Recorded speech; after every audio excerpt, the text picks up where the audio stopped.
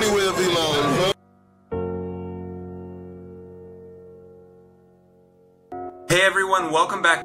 Today we're going to be talking about the downfall of Vlone. It's only for the real. Yeah. Feel me? Yeah, only the real ones. Only for the real ones. Live Vlone, die Vlone.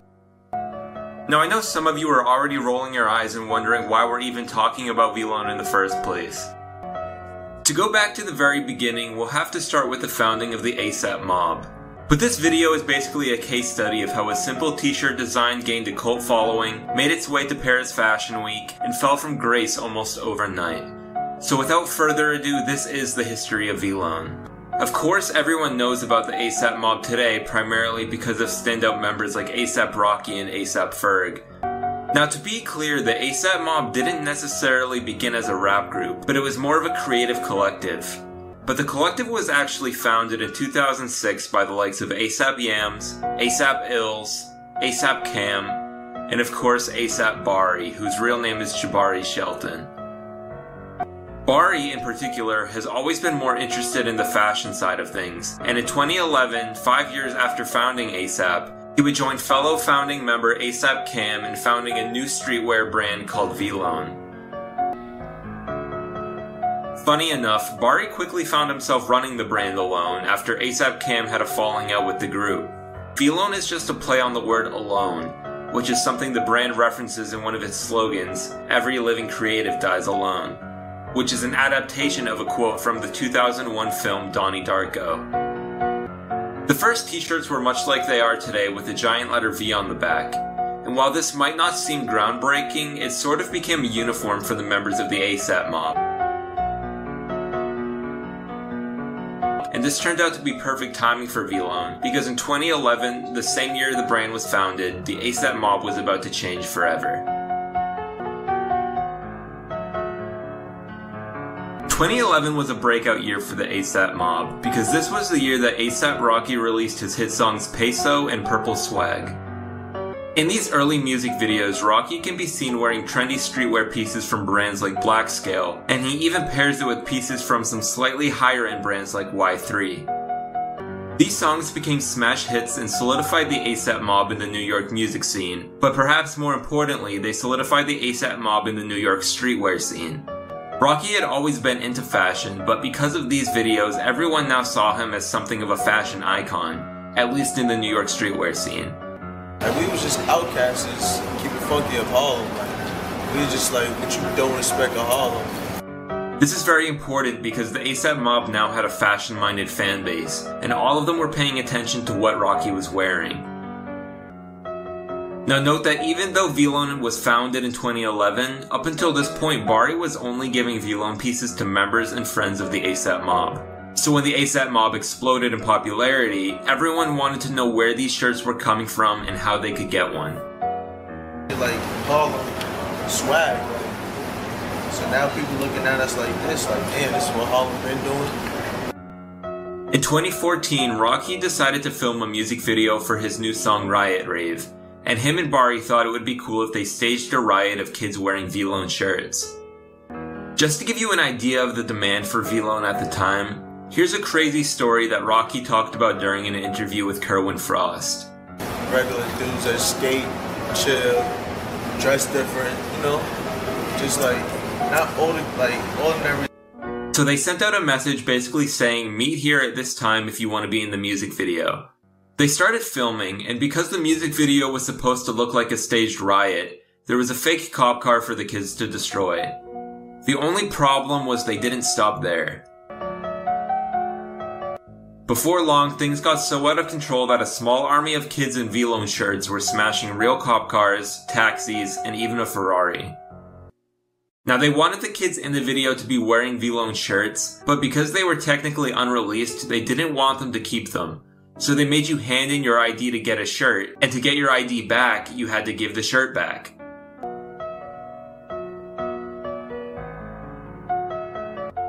As a result, they had to shut the whole thing down, and Rocky even got banned from filming music videos in New York for several years after this.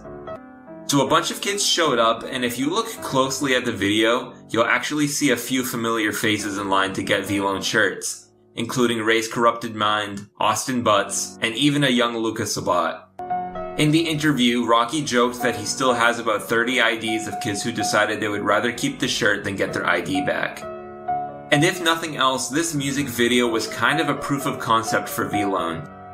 Anyways, after everything was shut down, Rocky and Bari's plan to get the shirts back went south because most of the kids wearing Vlone shirts left without their IDs. The demand was there, and it was only a matter of time before the brand would take over streetwear.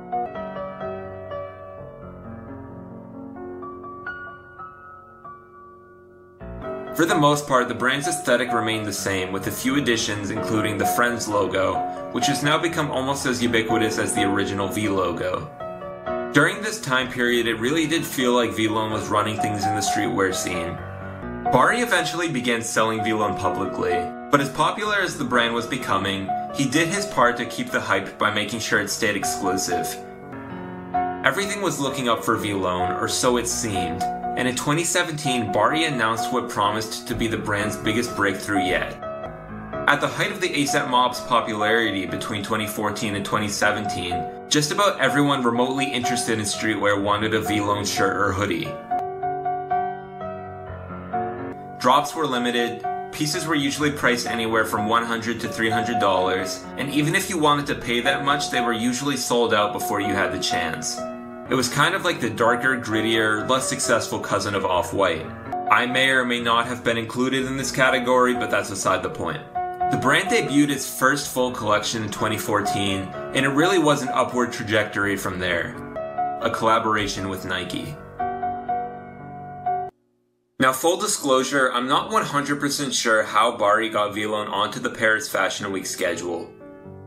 To his credit, he did mix it up in terms of proportions and layering, but it wasn't anything special, and the collection as a whole came off as an assortment of ideas rather than a cohesive collection. It's possible that it happened through his relationship with Virgil Abloh, who was actually at the show. Is Bari going to go all in on this transition into a luxury brand, or is it time for him to lean back into the brand's streetwear roots? As you might expect, the collection was basically a high-end update of a traditional Vlone collection with familiar branding on leather and denim jackets, as well as leather and denim pants. But that's just a complete guess, and I don't know for certain. Regardless, he did make it onto the schedule where he presented his Spring 2018 menswear collection for Vlone. Well, it turns out we will never get to know what could have been because this was just the beginning of the downfall.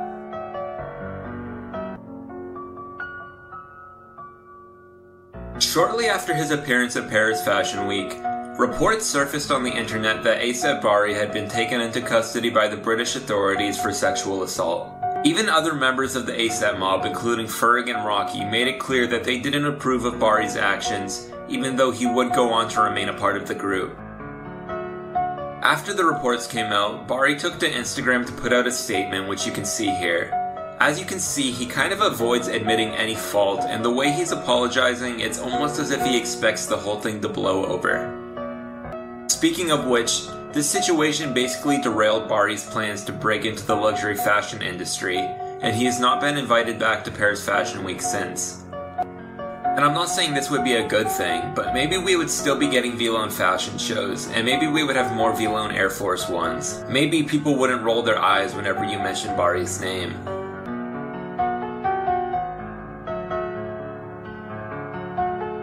Nearly 2 years after the incident in 2019, Bari ended up pleading guilty and was fined but was not given any jail time. Even though this settled things in court, Vlone has not really been the same ever since, at least in terms of its public perception. All that said, this really was the downfall of Vlone, but it certainly was not the end of Vlone. As you can tell, the strategy has basically been collaborating with major artists to release Vlone branded merchandise to bundle in with their album sales. As a member of the ASAP mob, Bari has always been deeply rooted in the music industry, so it appears like he's found a nice niche for himself by becoming the go-to brand for album merchandise collaborations. I'll be the first to say most of these collabs have been really uninspired, and they sort of come across as a money grab. Obviously, he'll never get to have partnerships with major brands like Nike, but as long as there are major artists willing to co-sign him, I think he'll be quite alright.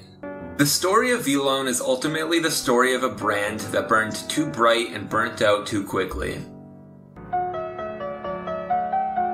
The transition to become a luxury label came too quickly in my opinion, but the real downfall of Vlone came when Bari lost the respect of his audience and the general public. It started as an organic streetwear brand just as gritty as its Harlem roots, but it was thrusted into the spotlight with the rise of the ASAP mob. Yes, Vlone is still commercially successful, but hopefully this serves as a reminder that commercial success doesn't always tell the whole story. As always, thank you for watching and I'll see you next time.